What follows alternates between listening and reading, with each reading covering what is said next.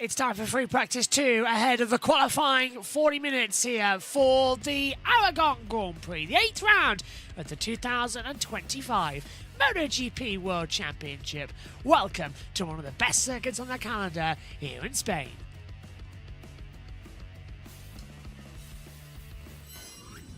Green light and away we go. And I hope you like our new redesigned timing tower. We've moved to a browser source, which means hopefully you should see the information A, a lot more clearer, and B, there's a lot more data on the screen. We've managed to move it to you from yesterday. So we're just testing it out, see how it looks. It doesn't look that much different to you back at home, but for us it means our systems are quicker.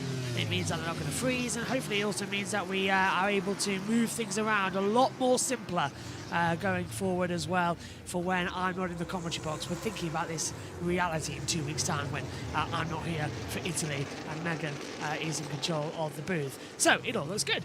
Good morning, everybody. Welcome. 30 minutes to go then. Let's quickly head over to TN. Like I said to Susie, it's not always as simple as, oh, we just increased the traction control. Don't get me wrong, they've got incredibly experienced people. There's a lot of people poring over that data. But it sometimes takes a couple of exits to get it perfect. So, yeah, it's tricky. And as you know, it's a 30-minute session. But this 30-minute session, generally, I've said this before, it feels like it goes in about 5 minutes for a rider. By the time you've done an out lap, you've done one flying lap, you're then thinking about the bike, you come in, let's say, to make a change, you look, and there's 7 minutes to go. That was tight. It's been a bit tight there, wasn't it? And everyone was saying the same, though, yesterday about, you know, your understeer, that was a KTM thing. That, in fact, all the KTM riders, 3 of them through to Q2 for the first time this year, they were saying felt much better, including Enea Bastianini. Yep. He said he kicked out his front end, which he really doesn't like to do normally, but it helped him. It gave him the feeling. Get the feeling he wanted. Yeah, good from Brad Binder to see him through to Q2 directly and having confidence with the soft tyre to push on. Thinks he can pull a little bit more out of it today. Enea Bastianini, he's been completely invisible pretty much until this point. So, yeah, it was good to see him up there in 13th in the afternoon session. And sometimes, obviously, what Enea liked previously is always the front tyre under him, whatever bike he's ridden, but right now the KTM's not quite working, so pushing it away. The KTM typically likes a harder front tyre, perhaps taking some load off it, making the medium front work, or softer front options that are available work for the KTM runners could prove beneficial. I just feel like this is a really important session for everyone. Yeah, you know, it really is. To get a handle on things of where are we really. Marc Marquez is out front. There's no doubt. All the riders said it across the board. Marcus comments himself, well, I need to keep a lid on myself and keep myself calm, which was so funny to hear. But yeah, just sliding front and rear through his corner, through that part of the racetrack is where he's making all the time. But everyone else, Miguel Oliveira, all have things to try this morning. Yeah, it's such an important session. But like I mentioned with Susie, we've come from a couple of really high grip tracks. When you ride around Le Mans, you can't believe how grippy it is. Silverstone's exactly the same. It's sort of confusing sometimes. You're at Silverstone and it's really cold, but the grip level's really, really high, especially on the rear, that you've got so much grip. You come here and you almost feel like your rear tyre's flat, or that you're out on an intermediate tyre and it's overheating. That's the sensation you get. So it just throws you off.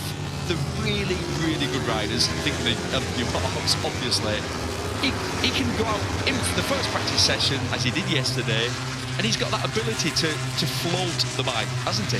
He can float the rear, he can float the front. Not many riders can do that. So, yeah, and it's taken them to today, this session, and they'll close the gap on Mark. That's what will happen. We've seen this so many times. But like you said, it really makes this session really important. Yeah, I asked Alex about Mark yesterday about where is it particularly. He said it's through 8, 9 and 10. He said he's turning tighter than us, he's quicker than us, he's sliding the front and the rear. How he does it, I don't know, you'll have to ask him. But that's where he is making a difference here, right now, this part. Yeah, he was like 3/10 up in this sector yesterday on everyone. And you can see from the onboard, he just can naturally turn left better.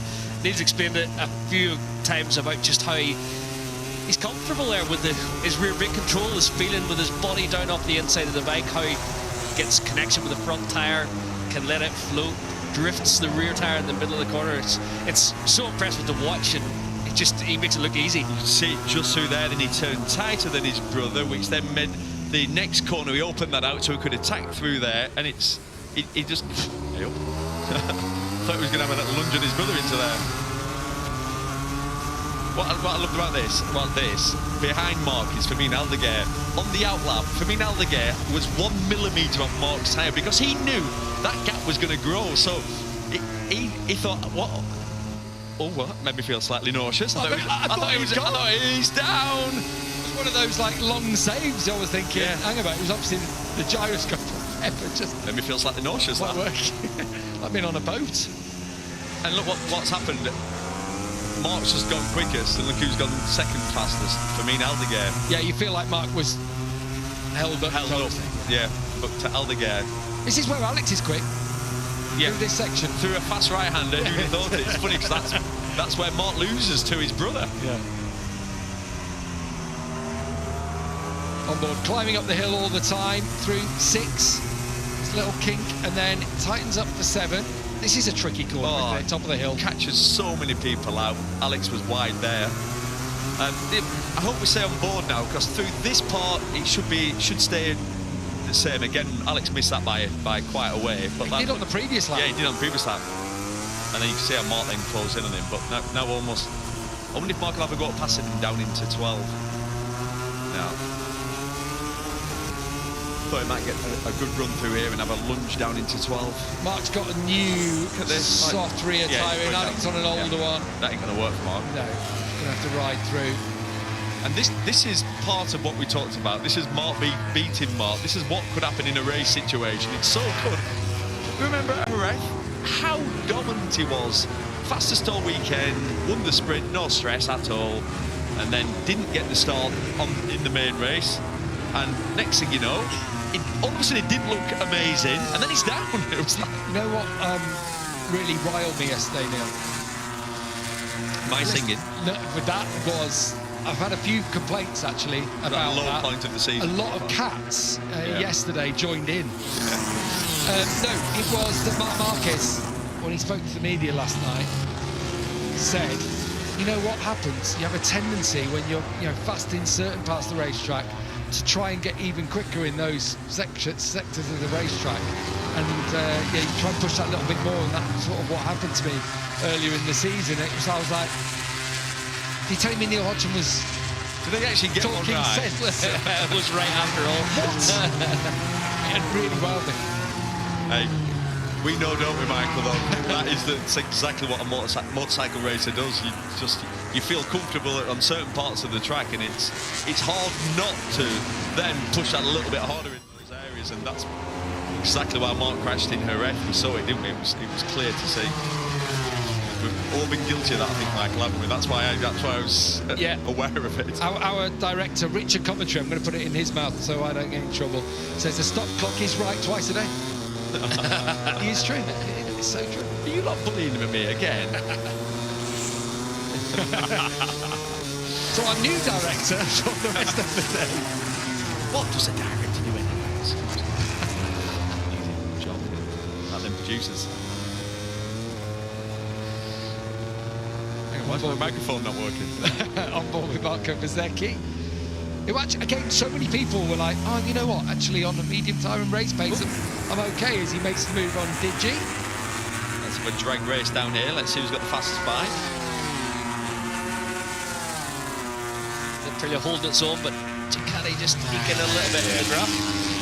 Yeah, I was down there with Aprilia last night. Had a good chat with Paolo Bonora, and he was saying basically with the medium, everything feels good. You put the soft in, all of a sudden it becomes twitchy in the braking zones. You get the extra bit of grip, and it upsets the bike. They miss the apex, so they're not able to utilise that extra little bit of traction available to execute a strong lap time. It's something they need to work on in general. But yeah, he said they were a little frustrated not to be directly through to Q2. Now Marc Marquez has just got a clear lap. He's gone top, and Pedro Costa is second. Pecco Bagnaia is third. I'm thinking of Mark is the favourite, Alex is the favourite for second, but well, even behind that, I don't know. I could point at Bagnaia, obviously, Acosta, Mir, Vinales, Quartararo. I actually do think there's a Bezzecchi. There's a lot of contenders. what did they say about the new aero? Did he tell you? Yeah, he said. This is Paolo Pinora. Yeah. Well, he's team manager now, but he is a technical guy himself. He designed the full Aprilia APX software back in the day for the Superbike. But he was saying the seat aero that they've added on, it provides a little bit of increased turning. He said a bit of stability on brakes. It does provide a bit of downforce, even though it's behind the rider. He said it is very effective and good through the fast corners. Yeah, so overall they've added new aero onto the back of the tail unit of the seat and then the side wings as well. So yeah, he said they've modified it quite a bit. I'm really happy with the performance from it. Even improved a little bit of grip as well. So, incredible, isn't it? Yeah. I wonder which manufacturer will be the first to follow. Yeah, exactly. Aprilia have been impressive, haven't they, if you really think about it. Obviously, Ducati stole the march, and then the last 12 months, really, Aprilia have, I think, been slightly ahead of the curve. Innovation. Exactly, right. Yeah, with the aero. Well, even things like ride-out devices, semi-automatic systems, everyone talking about who's got what and where, how it's working. See the strakes down the side. The side fairing, I'll be honest, Sterlachini down, who's moved across first from Ducati to KTM. That's, and then across to Aprilia. Giving him some feedback, wasn't it? Someone wrote on social media the other day, and I laughed out loud when I read it. They put, did they not? I thought they banned on the wings years ago. It was quite funny because they didn't they? Remember when? But that was like almost the wording, wasn't it, of how the sort of shot with to be closed. Having closed off and part of the body essentially. Yeah. Almost made it worse. Yeah, you're right. Oh, what a case of the rules having unintended consequences. Yeah. Marc Marquez done a half-decent first sector, and he's only got his favourite sector now that he's about to go through, as Fabio Quartararo comes up to the line, still languishing. Jack Miller is up in 8th place for Yamaha. Again, looked all right on the medium tyre yesterday. Just trying to see, Quartararo is running the soft, as he'd expect, trying to get feeling for it. They all just said, particularly in the corner entry phase and then the exit of the corner, just the front was being pushed by the rear. And the electronics not matching. So it'd be nice to see Pedro back in action. On the podium here a year ago, in both the sprint and the main race. Yeah, he's certainly a personality, a talent, someone we need at the front of the races. Went over to Austria in the week, did Pedro Costa along with Brad Binder and co. To push on. Yeah. Excuse me. To push on the factory, to try and give everyone a little bit of a... Go on, let's get together, let's get on to this. He's been very vocal recently as a Costa. I mean, it really has been a PR nightmare, hasn't it, really? If you're a PR person down there, obviously everything going on behind the scenes, Acosta with some really, really strong comments. But almost comments where he's just saying it like it. Yeah, and that is sort of Pedro's personality. Problem is, like for Pedro, he's contracted to the end of 2026. So he wants to. He's sick of waiting, isn't he? All of a sudden, you blink, and 5 years of your career has gone by, and it's the golden years for someone as talented as Pedro. They don't want to be waiting around for the rule change in 2027, and then let's say he jumps ship, and like we talked about it yesterday, who's going to build the best bike in 2027? Can anyone tell me? Because no one's got a clue. That's the reality. Of course, just stating the obvious, these will start as favourites. Kind of start as favourites, but you don't know, do you? There's no one can say, oh no, definitely they'll just get it right. What with the Pirelli tyres, different engine, different aero, no rear ride-out device. It's huge changes. Marc Marquez is now 0.6 quicker than anyone. He is on the soft rear tyre, but he is looking. He was very steady at the start. Sprint distance, again, 11 laps. He's done 8. Again, the good news for everyone else is it takes Marc a few laps. It does. We saw it yesterday as well. Those first 3 laps, he's back in the pack. He's with his similar speed. Once he gets, it's almost like once he gets that sensation from the front, and it takes him 3 laps, then he's got half a second plus in his pocket.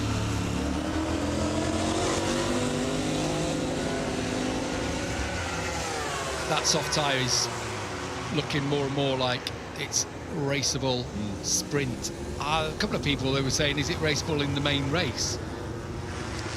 Everyone was talking about the medium. They loved it, and it was. But if you can make the soft work.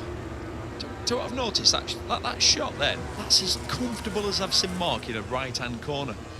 He looks off the bike more, lower.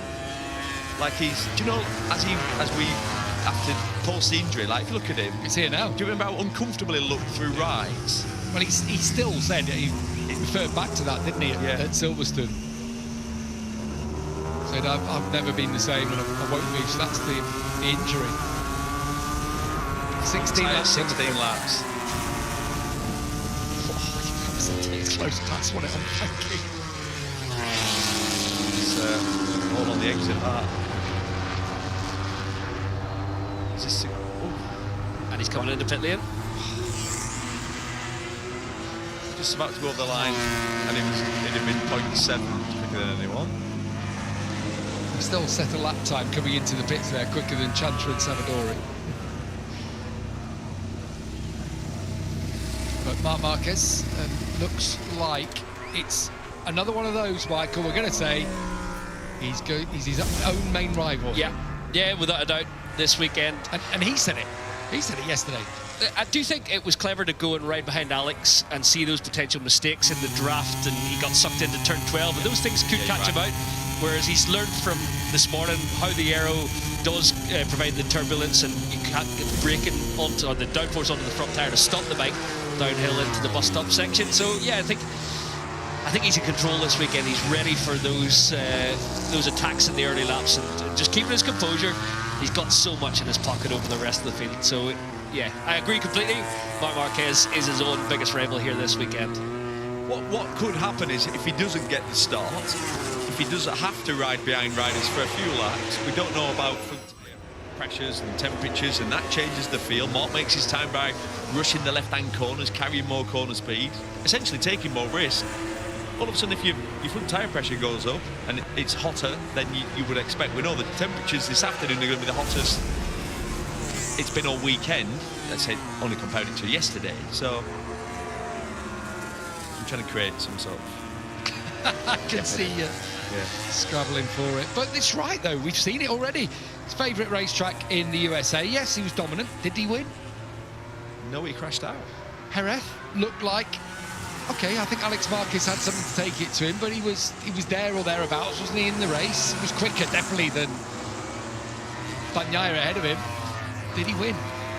Little mass damper canister back on again this morning, so still vibrations an issue this saw it weekend. yesterday, didn't we, a little bit? Those vibrations still there. Yeah, he's obviously, we've had now 2 quirky races in Le Mans and Silverstone. Did he win? No, he was lucky as well at Silverstone. Wow, so you know, having started the season as we all were, well, he's going to wipe the floor. He's won 3 out of 7. We've had 5 different winners in the last 5 races. Yeah, the cat team not won 2 races. When they've won the previous 22. Yeah. And if Fermin Aldeguer wins on Sunday, he will be the second youngest ever winner by 1 day. Mark is 1 day older than what Mark was when he won his first race in 2013 in Austin. And Frankie Morbidelli riding with a broken bone in his foot. He's having a good look behind to make sure. I was just thinking, what are you doing? Get off the racing line, but luckily there's no one behind him. I think he's because he was fastest in the first sector. I'm just thinking he may have made a mistake, perhaps. Run off. There we go.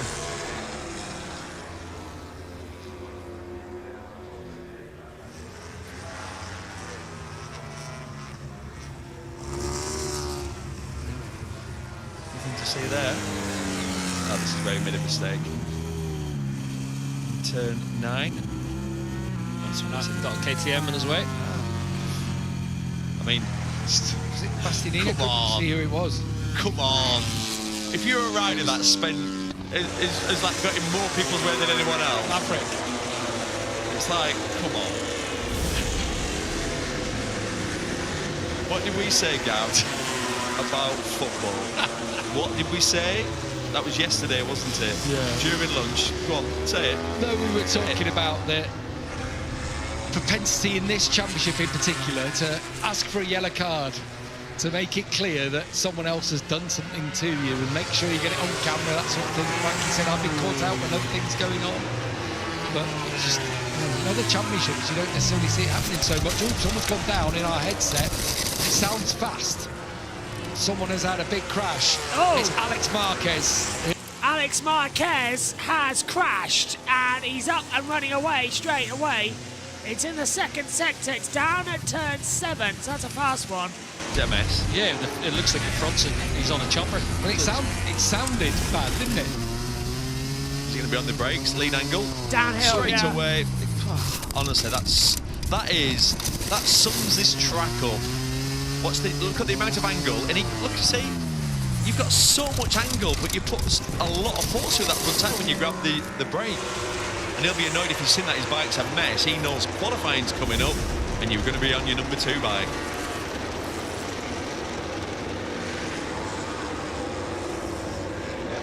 Getting that ready.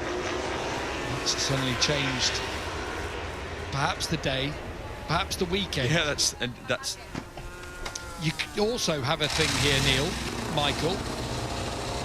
You don't want to qualify 3rd or 6th or 9th. Not that you've got much control over that, No. but it's another one that enters your thinking, look, if I'm not going to be pole here, I'm better off being I'm better off being 4th. Yeah. Would be a part of the track. I mean, that can't enter your head, can it? No. You're just going out there and doing your It's a factor. fastest thing. Good. No It was further nothing action. major. It was like, come on. Yeah, we've got a lot of Italian and Spanish riders, and like we were saying about football, if you watch, what's their leagues called? Because I don't watch what. Serie A, Yeah. La Liga. Exactly. There's lots of footballers standing up, waving like, Imagine give him a yellow card. cards. Yeah, give him a card. We don't want our sport to turn into that, and it's ever so slightly edging that way. But there's one thing I know: the man who gives out the punishment is Simon Crafer, and he will not be swayed. If there is a man who's got his opinion, and he will stick to it. Does not suffer fools gladly. Yes, that's the line. Frankie Morbidelli's got up into 2nd place after that little contretemps, so he's the one chasing Marc Marquez. Mark is back out now on the medium rear tyre. Pretty much everyone else. Digi and Aldeguer on the mediums. Pretty much everyone else on the soft rear. No one going near the soft front. That has been discarded completely by everyone. Yamaha are sort of struggling still. I mean, Jack Miller's 9th, but he's a second off. Quartararo, the man who's had pole position at the last 3 rounds, is 13th and 1.1 seconds off. And we've seen it in low grip tracks. That's where they struggle, though. Exactly. That's been the story. Positive sounding from Augusto Fernandez yesterday, who's got 2 different engine specs in. He's got a carbon fibre swing arm and all sorts, trying just different bits. He was really happy. He said the engines they brought, I couldn't feel any difference, but they tell me, the data people, that there was a difference in terms of acceleration, so that bodes well. And he said, I was pleased to be in and amongst the other Yamaha riders. Yeah. And it's got to be good for Yamaha. They've got someone testing for them who is on the pace. On the pace, and he's not retired, has he? He's hungry. He wants to be back here. He's hungry. He wants the bounce back, which is still possible. How old's Fernandez? What would it be? 25? 24? Augusto is 27. Oh, okay, yeah. Took him a while to get through, didn't That's it? right, yeah. Came through a long way. He wasn't a Moto3 runner. It's so tricky. It's MotoGP now. On a Saturday, you've got this practice session that you need to push, you need to test, you need to push towards the limit. But if you're crashing it like Alex has just done, literally you are straight into qualifying. So, like I said, they won't have time to fix his bike, so he'll have to be on his number 2 bike. Again, watch the angle, so you brake with so much angle. Loads of places around this track you do as well, don't you? 12 is another one of those. Yeah, real tricky one for that. Turn 5 is a really tricky one as well. You sort of go through 4 with a lot of lean angle, and then you grab the brake. Every time you grab your brake, you hold your breath out a little bit, because you're just like, well, do you know what you do? You sort of tease the brake on, you squeeze it. You don't just like grab a big handful. You know what, that was interesting there, because Pedro Acosta had a really good second sector, staying quite in touch with Marc Marquez. If there's anyone, you know, we're talking about people who have just this natural feel for the bike moving about front and rear and all that. You know, say Pedro's right up there, wouldn't you? You could see in the low grip scenario here, he can find a little bit extra, and he was so good around the Marc Marquez corner there. The KTM looks planted off the fast turns, but just trying to ask a little bit too much into 12 front was just giving him the feedback that it doesn't make sense to tip in and make the apex here. Had to roll out of it, but yeah, he looks good. He's got a good shout for the podium. So many riders will and fancy it. Maverick Vinales is another one who'll fancy it. Makes qualifying so important. It's a really short drag down to turn 1. So if you qualify, like say you're back on the 3rd row, let's say 4th row, you let the clutch out, literally clutch out, 2nd gear, then you're on the brakes into a hairpin. It's really, really tricky. I've seen so many crashes there over the years. So yeah, it's a 90-degree corner, isn't it? But you've got to pull it back to set yourself up then to attack through it. Which turns it into a hairpin because it's a 90-degree corner, but because you have to pull it back, it makes it even tighter. And then what happens is that always spreads the field straight away, that first section. I hate it. Here we go, this is where we're going now into turn 1 for Fabio Quartararo. Oh, big crash there. Oh, Mia. First one of the weekend. First one of the weekend of turn 2. Where we know this is the... Like, this was always crash corner, wasn't it, Michael, over the years? I was just looking to see if he had the hard front in, but no, it was the medium front in theory for Joan Mir. That's another one. Watch this, knee won't even touch the ground. Oh, actually, he got to just his knee down, but it just goes so early. Violent crash. But he's up and okay, which is good news. It does that. The temperature on that side of the tyre is not quite as high as it is on the left-hand side, but also you turn in with a little bit of power on, so you don't fully load the front. So you have to be almost gentle on as you place the bike in. Hard front for Pedro Acosta, full commitment. But it's working. Look at this lap time, right in touch with Marc Marquez. Hard front, soft rear. Yeah, they're still out. Or the Mercian. Yeah, down to .1. Is Pedro going to be the closest challenger to Marc? He was on the podium, as we said, in the sprint and the main race last year. Jorge Martin was second in both of the events last year. Still no timeline, looking like Germany is what we're hearing for his return. He's back training. Martin was out at the Aprilia All-Stars event. That wasn't awkward last week. Yeah, that did look it. Fabio Quartararo is up to 4th, so as we said, work to be done. I wonder if it's just they've sort of got a bit of a direction for him. No, there we are. That's the same problem he was having yesterday. Definitely looks better than it did yet. Oh yeah. Yeah, big step. Obviously, getting a bit of front push down the hill there. The big problem did seem to be electronics yesterday, and yeah, a lot of work going on overnight, trying to dial it all in. Dobby in the house. One of the plethora of testing personnel that they have at Yamaha. Big test day on Monday, and that's why Augusto Fernandez is doing the wildcard here this weekend. He then gets to see the other riders on what he's been riding this weekend. Talk for Monday. It was interesting when we spoke to Cal Crutchlow about testing. He said it's quite difficult because you don't have that many tyres, and you can turn up sometimes at a green track, a track where it's not rubbered up. And he said essentially some days you'll only get 20 laps, so it's hard, and that's why for Fernandez doing this wildcard, getting all that data and information, He's fully up to pace. So on Monday, when he lets the clutch out, his first flying lap, every bit of information is relevant. Whatever he tests, his feedback will be so much more accurate. So that is the beauty of doing these wildcard races. Yeah, part of the concession rules are, if you are like Yamaha, Honda, you get more tyres. You get more tyres than the other, well, particularly than Ducati, but there's a different grade for Aprilia, for example. But that would mean, for your test rider, Flags out. maybe, Cal will see, I might get one tyre for a day. For a day, which is that's not enough actually. If you're trying to really evaluate something, let's say if you're evaluating a swinging arm, you start the day, you'd go out, you do, I'm going to say 7 laps, get up to pace, get the feeling, maybe 10 laps to really understand the feeling. That's with your normal swinging arm. Then put the new one in, and then do another 10 laps.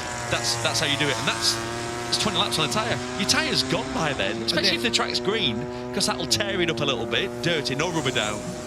Then how much of that is down to the tyre, how much down to the track, that sort of stuff. Absolutely. Yeah, ideally what you need to do, you need to do 10 laps, come in and put another new tyre on. But you don't quite. And it was one of the comments talking to Carl, he won't mind me saying this, was he said it's almost like with the concessions, you need a few more tyres. Marc Marquez at the end just went quicker again. Brad Binder, though, came across third. Morbidelli then ahead of him. Maverick Vinales in the mix. They are circling behind Marc Marquez, and with Alex having crashed out in that session, maybe it opens a window to the podium. Maverick having a good look at his front tyre, definitely pointing in the right direction as far as Quartararo and Yamaha are concerned. Didn't look like annoyance, that just looked like, right, come on, moving in the right direction. Absolutely. Didn't it? Encouragement from Quartararo. Yeah, it's not looking too bad at all. So there we go then. Marc Marquez and Pietro Costa, and then Franco Morbidelli. If we just take a look at the full times, then we get Maverick Vinales, Brad Binder, Marco Bezzecchi, Pecco Bagnaia, Fabio Quartararo, Fermin Aldeguer, Alex Marquez, Alex Rins, Juan Mir, Jack Miller, Johan Zarco, Fabio Di Antonio, Ralph Fernandez, Augusto Fernandez, Miguel Oliveira, Enea Bassini, Somkat Chancha, and Lorenzo Salvadori take it through the end of the field. Marc Marquez then is the fastest. We're going to move over to the main JB Motorsports YouTube. If you're watching on Twitch, you don't have to do anything. If you're watching live on JB Motorsports 2, you'll be redirected to the qualifying stream, which is up next.